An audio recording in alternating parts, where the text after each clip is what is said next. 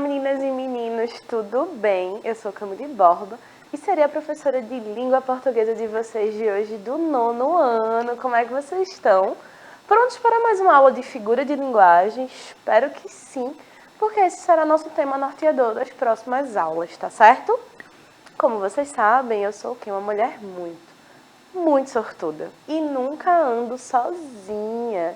Hoje quem faz a nossa tradução para Libras é Késia, bem-vinda.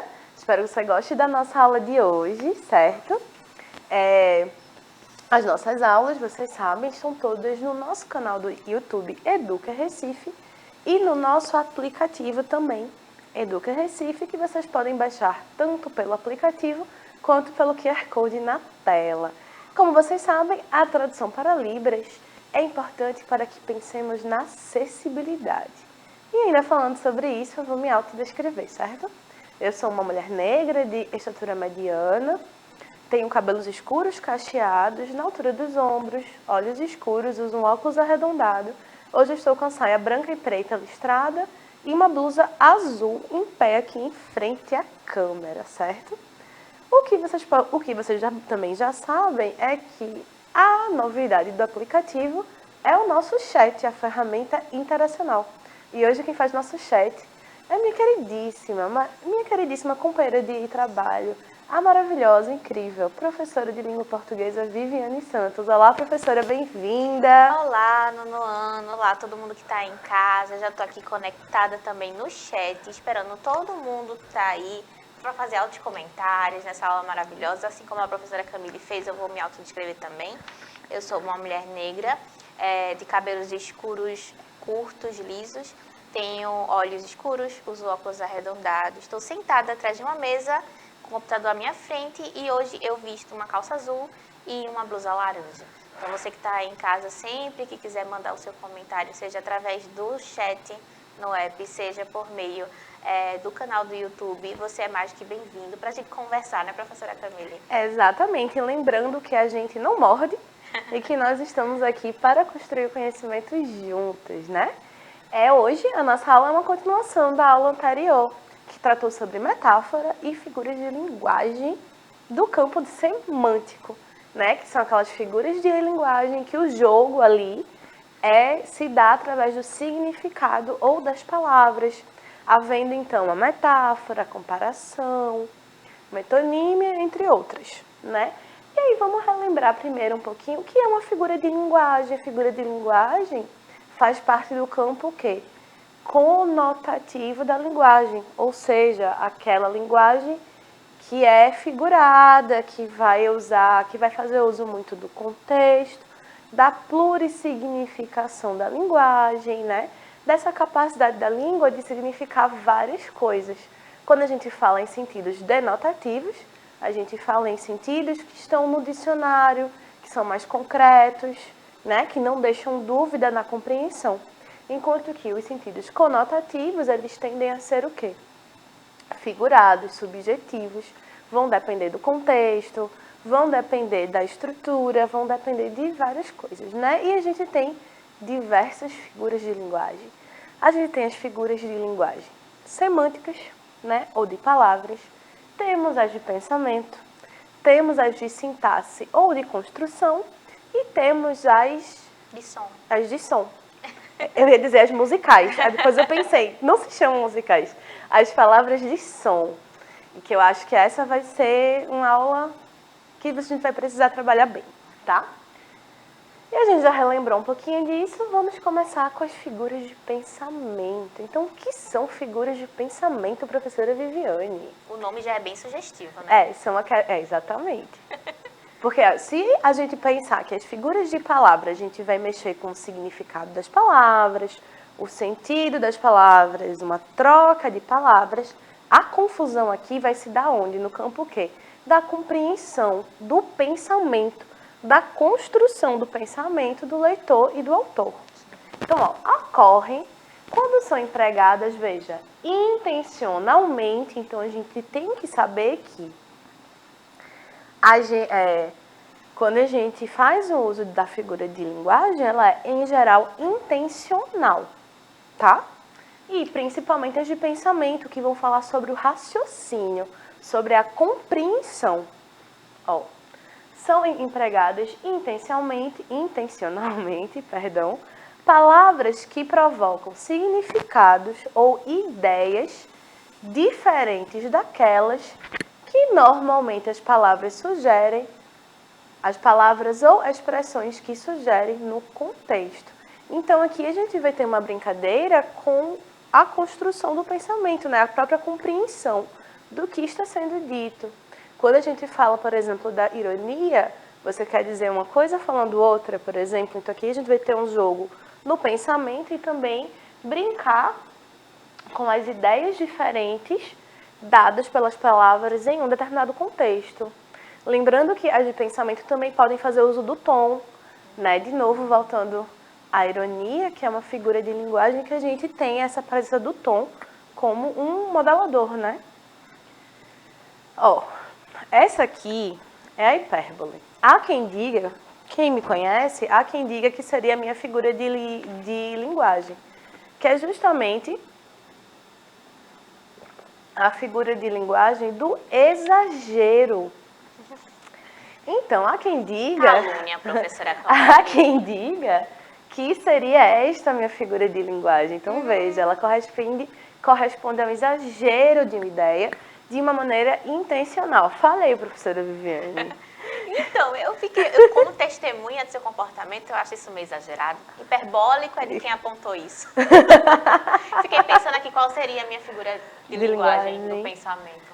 Não sei. A ironia, talvez. Eu ia dizer, a ironia seria uma grande concorrente.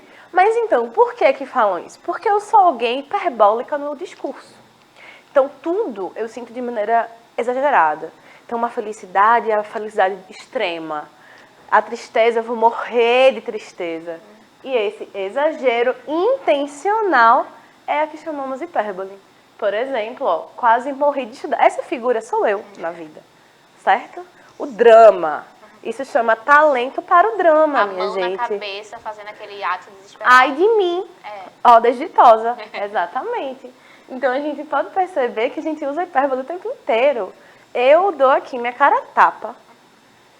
Se ninguém nunca disse isso. Quase morri de fazer alguma coisa. Tô morrendo de calor, a gente fala isso muito. A gente faz muito isso, porque é um extremo. Por que a gente usa a hipérbole? Porque o exagero é uma maneira de destacar o discurso. O exagero é uma maneira de destacar o que a gente quer destacar, né? É uma maneira de reafirmar a ideia. Então, quando eu digo que eu quase morri de estudar, ou que eu chorei um rio de lágrimas com a sua partida, que é o segundo exemplo aqui,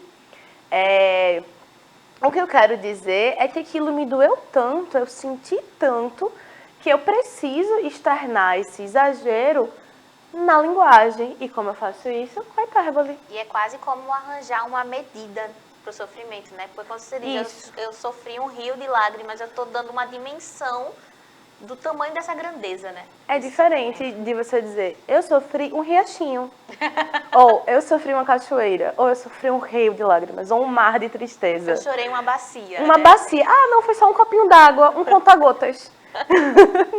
Não pode, né, gente? Não é assim.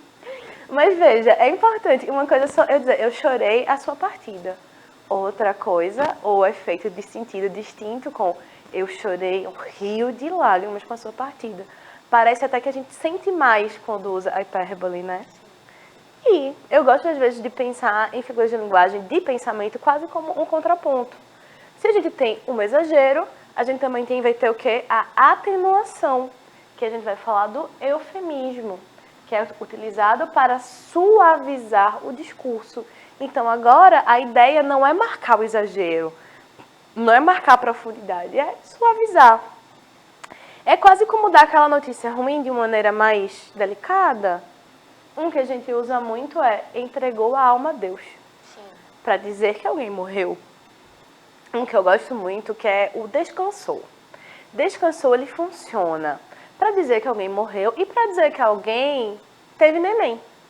É verdade. E a gente usa o mesmo, que também é uma forma de você suavizar o discurso, como se parir fosse uma palavra muito forte. E a gente usa, Ah, fulana descansou semana passada. Aí você precisa fazer o quê? Especificar se descansou porque teve uma criança. E aí você pode completar. A criança está não sei onde ou se morreu, né? A gente usa também, ó. André faltou com a verdade quando foi questionado. Ou seja, mentiu. Mentiu, mas você não quer usar mentiu. Às vezes, o eufemismo a gente usa pra gente ter cuidado com as palavras, né? Pra gente não ser pego ali numa fala muito radical. Às vezes, em um debate, por exemplo, a gente poderia usar do eufemismo para não chamar ninguém de mentiroso, né? Dizer, você faltou com a verdade. Eu gosto de inverdade. Inverdade também. Então, a gente vai fazendo esse contorno no discurso. Uma figura de linguagem que tem um objetivo semelhante à do eufemismo é a litote, que consiste em dizer coisas por meio da negação do seu contrário. Aí você diz, pronto, danou-se. Danou-se. Estava entendendo, agora não entendo mais. Entendo exagero, entendo atenuação. Mas dizer as coisas por meio da negação do seu contrário, a gente vai ver, é mais fácil do que a definição. Assim como as demais figuras de pensamento, é muito utilizada em nosso cotidiano, principalmente quando queremos destacar a mensagem, deixando-a mais expressiva, que é, na verdade, uma característica geral das figuras de linguagem, né? É emprestar um pouco mais de expressividade, de marcar algumas coisas no discurso. O litote representa uma forma de suavizar uma ideia. Nesse sentido, assemelha-se ao eufemismo, bem como é a posição à hipérbole. Mas como ela faz isso? Por meio da negação de seu contrário. Então, por exemplo, não é que sejam mais companhias. Então, você nega, pelo discurso percebemos que apesar de suas companhias não serem mais, também não são boas. Então, você tem essa negação do contrário, Joana pode não ser das melhores alunas da classe. Ou seja, ela é ruim, ela não é boa. Mas você vai negar o contrário. Tipo, você quer dizer que ela é ruim, aí você vai dizer que ela não pode não ser das melhores. Ou Luísa não é das mais bonitas, é feia, ou seja, não é bonita. Lembrando que aqui também a gente tem sempre um meio do discurso, né? Nem tudo é bonito e feio como coisas antagônicas, tá? Então, tem um meio termo aí também. Essa camisa não é cara, ou seja, é barata. Então, é como se eu quisesse dizer que algo é bom, mas eu vou dizer, mas isso não é ruim. É uma negação do contrário do que você quer dizer. Veja a ginástica mental, né?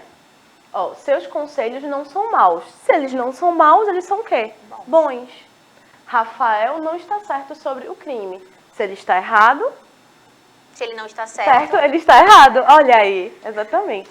Essa bebida não está quente, ou seja, está fria. Pode estar morna, mas não está quente. Então, você tem que entender aí, o subtexto do discurso. Sabe quando você, ou alguém, né, fala mal da outra pessoa, assim, de uma maneira bem sutil, sim, negando... E você também pode ficar perspicaz, assim, prestar atenção na antítese, né? Que é o oposto do que isso significa. Se eu disser assim, não estou feliz, implica que eu estou triste. Pois é. E a gente é por isso que a gente estuda a relação de antonímia, de sinonímia, a gente estuda antíntese, a gente estuda, tudo tem um porquê. Parece que não, mas em língua portuguesa tudo tem um porquê. E eu falei, né, que são figuras de linguagem semelhantes, a litote e o eufemismo. São duas figuras de pensamento que podem causar confusão. Isso porque o eufemismo também é usado para atenuar uma ideia. Por exemplo, Salvador não está mais entre nós, ele morreu. Da mesma maneira, o litote suaviza um enunciado, mas lembre-se que ele ocorre mediante a negação do contrário. Então, aqui teria... a gente teria essa negação do vivo. Então, tipo, Salvador não está mais vivo. Quer dizer que Salvador morreu. Né? E agora a gente tem a ironia, que foi o que a professora Viviane escolheu como figura de pensamento sua mesmo. Não fui eu que escolhi, me escolheram por mim, só tô realçando o que eu acho que escolheria. Olha, a ironia é a representação do contrário daquilo que se disse. É quando você quer dizer uma coisa, mas você quer dizer o contrário dela. Por exemplo, é tão inteligente que não acerta nada. Se eu digo que a pessoa é tão inteligente e ela não acerta nada, eu estou querendo dizer que ela realmente é inteligente? Não quero. E aí o tom é muito importante. A ironia, às vezes, é perdida no texto. Uma ironia textual, ela precisa ser, inclusive, mais bem construída do que exemplos meramente frasais, tá, gente? Aqui é só para ilustrar realmente. Ó, ela é um anjo. Destruiu toda a recepção. Sim. Vai dizer que você nunca ouviu uma tia, uma avó, um parente. Esse menino é um anjo. Destruiu tudo aqui. A gente usa o tempo inteiro. Nós somos irônicos o tempo inteiro. Eu gosto muito daquele meme que tem assim, gostei muito desse bolo, nota 2. Isso, né? Exatamente. Amei, nota 3. Exatamente, que é um passivo-agressivo quase, né? É quase. Lembrando que a gente pode, né, usar a ironia pro bem, Sim, como Machado de claro. Assis faz, ou pro mal, né? Como a gente faz também na vida. Porque ninguém é porque santo. Com essa pitada assim de veneno, ela é um pouquinho mais fácil de reconhecer. Isso. Né? Mas ela também pode ser usada em construções completamente benéficas. Completamente, exatamente.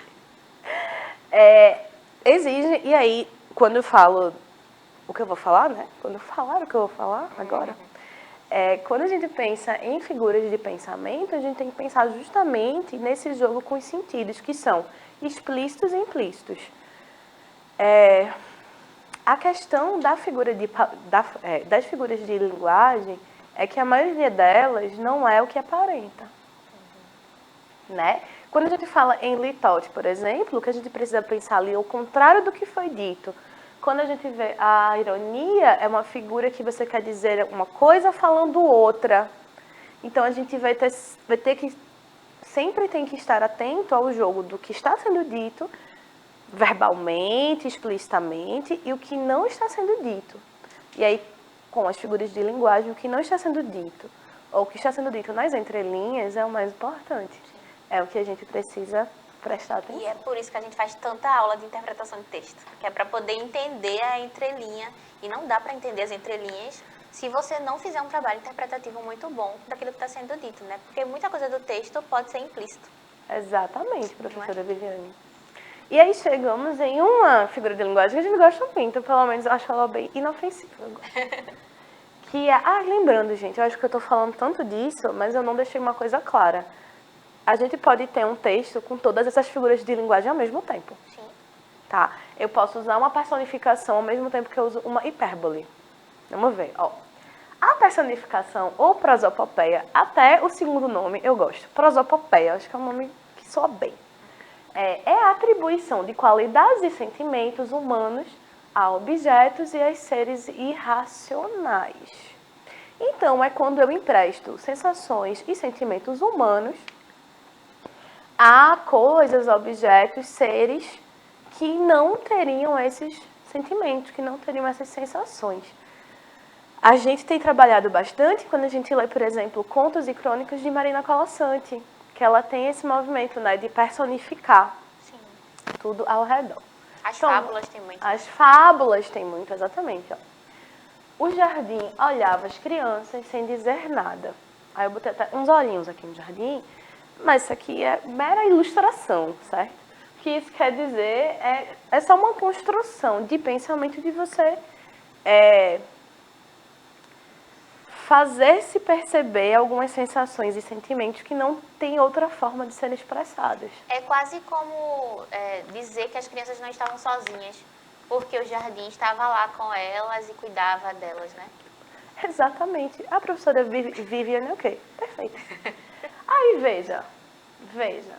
O segundo aqui, ó. O céu chorou a morte de Iracema. Chorar é uma atribuição humana. E o céu, estou o quê? Personificando, portanto, uma prosopopeia. Mas se eu dissesse, o céu chorou um rio de lágrimas por causa da morte de Iracema, eu teria aqui, ó, duas figuras de linguagem em uma única oração. Você não me assuste não, que é o nome da minha mãe. Oh, meu Deus, mas eu tinha... O exemplo aqui é de Iracema, Virgem dos Lábios de Mel, personagem José de Alencar, viu? Pelo amor de Deus. Pelo contrário, vai ser assim, ó, o sol brilhará em dobro pela vida de Dona Iracema, mãe de Vivi. Ótimo, Ótimo. Dessa figura eu gosto mais. Mas quando eu digo que chorou um rio de lágrimas, eu tenho uma personificação, porque eu estou emprestando sentimentos humanos ali a seres inanimados, e um hipérbole, porque eu estou usando um exagero, um recurso de exagero. O que eu quero falar com isso? Eu quero dizer que a morte de alguém foi tão triste que parece que o céu chora. Então, é um modo da gente, na verdade, espelhar as nossas sensações e sentimentos nos outros objetos. Tranquilo, gente? E a antítese? A antítese é o jogo da oposição. E como o português é muito bom, a gente não tem só um tipo de oposição, a gente tem dois, que são parecidos. Ó, a antítese, e aqui tem uma diferença cabal, que é o uso de termos que têm sentidos opostos. Então, são termos opostos. Aqui a gente está falando de uma oposição lexical, né? Para destacar uma ideia do discurso. Então, ó, toda guerra finaliza por onde devia ter começado, a paz. Então, aqui eu tenho, semanticamente, eu tenho palavras opostas. Paz e guerra. O bem pode ser revestido do mal. Então, aqui eu tenho também bem e mal, tá?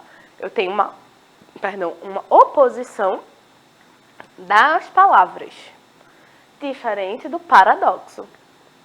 Paradoxo, que representa o uso de ideias de sentidos opostos. Então, a antítese trata da parte de uma oposição semântica, de uma oposição lexical, enquanto que o paradoxo é o uso de ideias de sentidos opostos. Por exemplo, uma barriga cheia de vazio.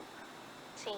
Porque aqui é uma ideia que se opõe, não é meramente a palavra.